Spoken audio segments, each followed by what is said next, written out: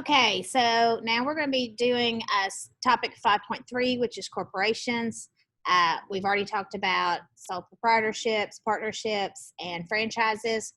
So corporations are going to be a legal entity, its own being, like a corporation is its own self, but it's owned by individual stockholders. You can have one stockholder, you can have two, you can have millions. And those stockholders have limited liability for the firm's debt. Basically, like if you own $1,000 worth of stock, your liability is limited to that $1,000. You could lose the $1,000, but that's it. So stock, that is a certificate of ownership in the corporation.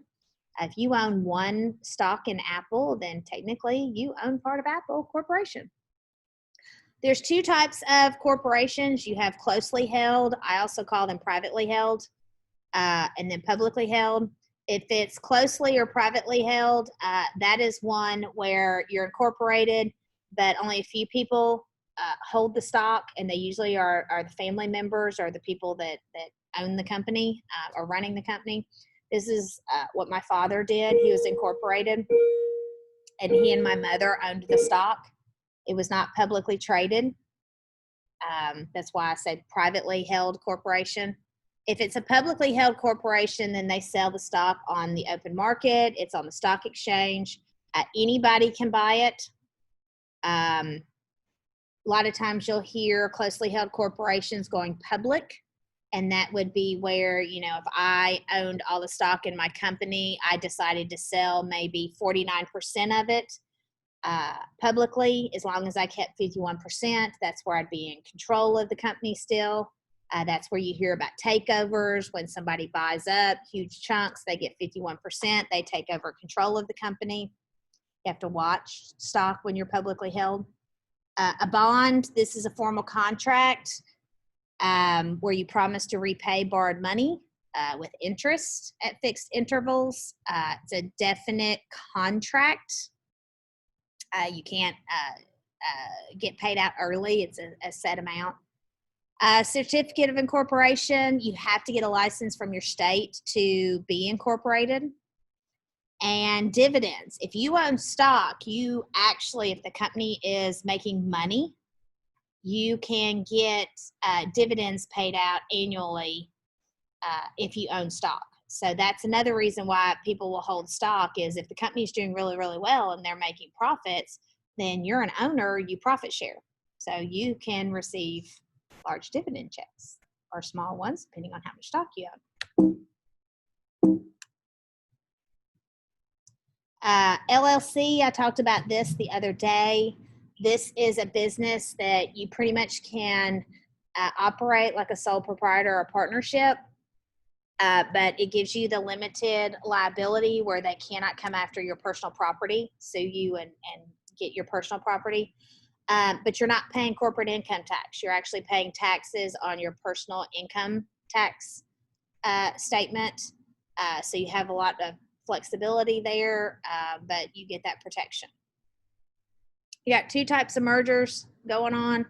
Horizontal merger, that would be two businesses that merge, competing in the same market. So an example would be like if AT&T and Verizon merged, their competitors, Xbox, PS4 merged.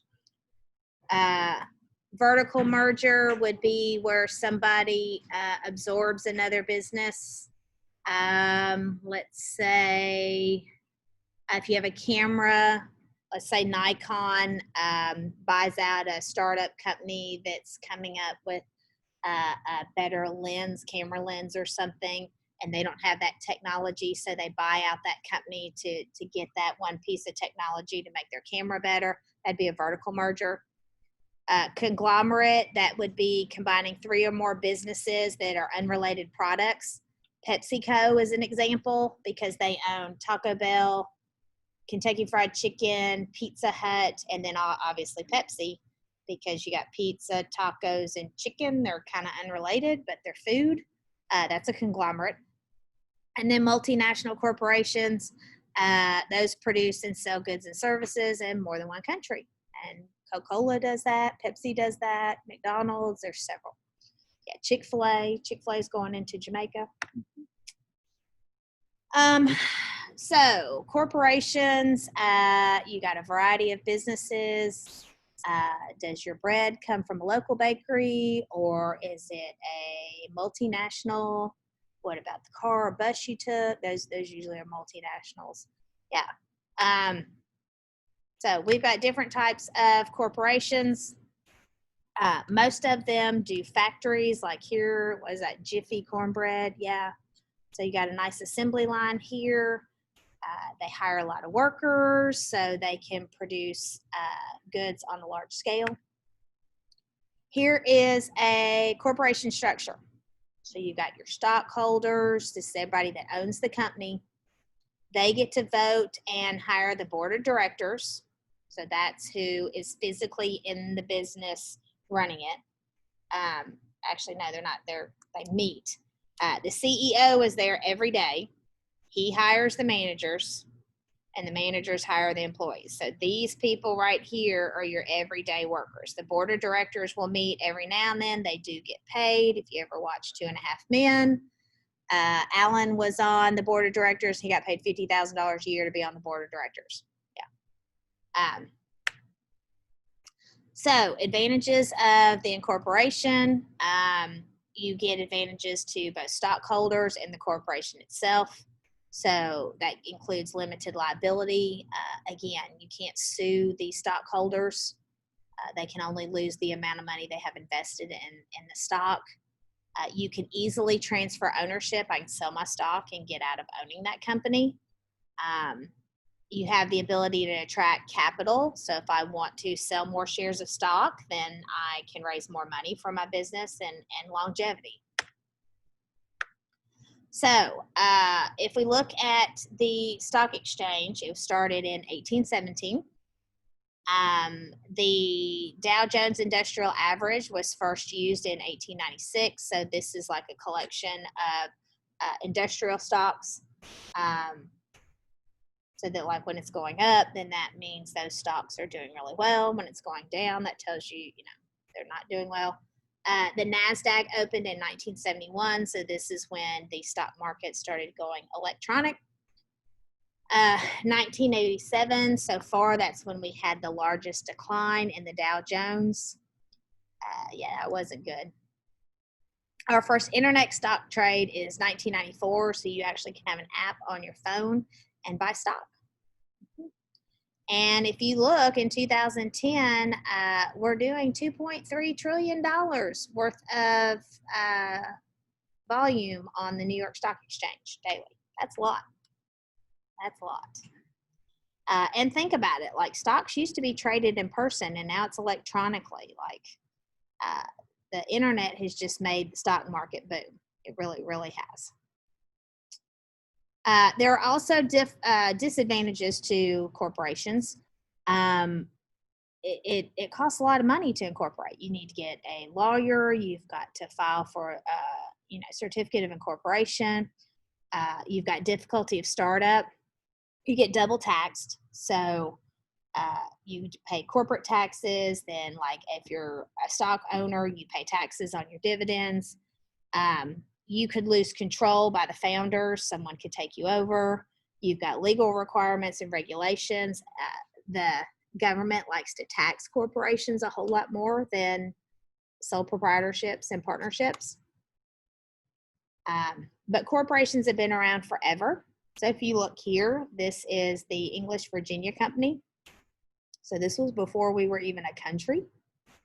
This was a settlement when we were just a colony. But corporations can be very large. If you look at Walmart, it's huge.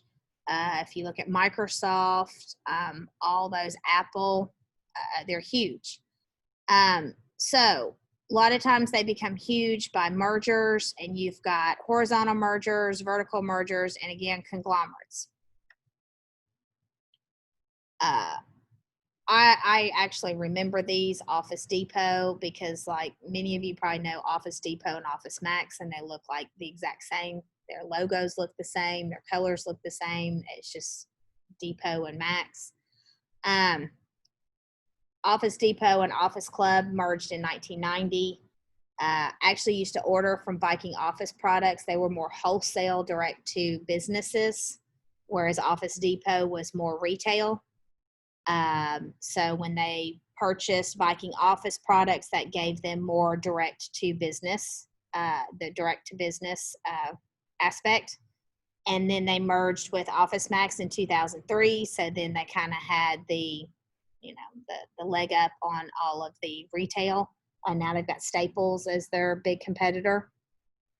So those mergers have really benefited the company, and they are horizontal mergers. Multinationals or MNCs, they have headquarters in one country, but branches in others. Procter & Gamble would be headquarters in Cincinnati here, but they have branches in other countries, McDonald's, Coca-Cola, Pepsi. But when you do operate in another country, you have to obey those laws in that country and pay taxes in those countries as well. Disneyland.